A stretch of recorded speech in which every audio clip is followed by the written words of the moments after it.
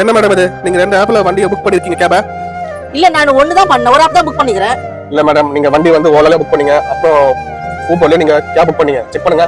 எப்பா நான் பார்த்தாச்சு, ஒரு ஆப்ல தான் புக் பண்ணிக்கிறேன். டைம் அது வண்டி எடுப்பா சீக்கிரம் எனக்கு.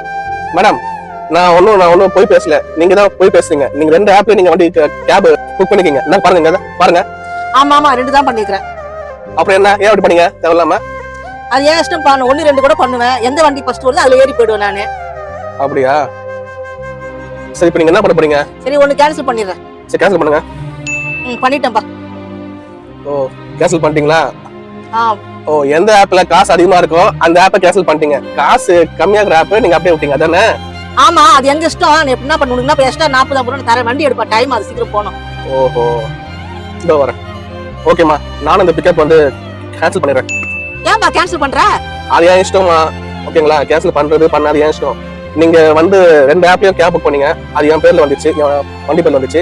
இதே வேற ஒரு வண்டி பேர்ல வந்திருந்தா அவனா பண்ணிருப்பான். அங்க இருந்து 1 கிலோமீட்டர் 2 கிலோமீட்டர் உங்களுக்காக கஷ்டப்பட்டு வருவான். அப்ப நீங்க கேன்சல் பண்ணுவீங்க. அவனுக்கு பெட்ரோல் செலவு, கேஸ் செலவு எல்லாம் அவனுக்கு வந்து வேஸ்டா போகுதுல்ல.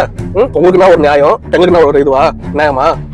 நான் கேன்சல் பண்ணிட்டேன், நீங்க வண்டி விட்டு வெளியே போங்க. ஐயோ என்னப்பா அப்படி சொல்ற நீ? அப்ப அடுத்த முறை புக் பண்ணும்போது ஒரே ஆப்ல கேப் புக் பண்ணுங்க, இல்லன்னா கேப் புக் பண்ணாதீங்க. சரி சரிப்பா வெளியே போங்க, வெளியே போங்கம்மா. பண்ற எடுப்பா வண்டியை. கேன்சல் பண்ணிட்டேமா, வெளியே போங்க நீங்க.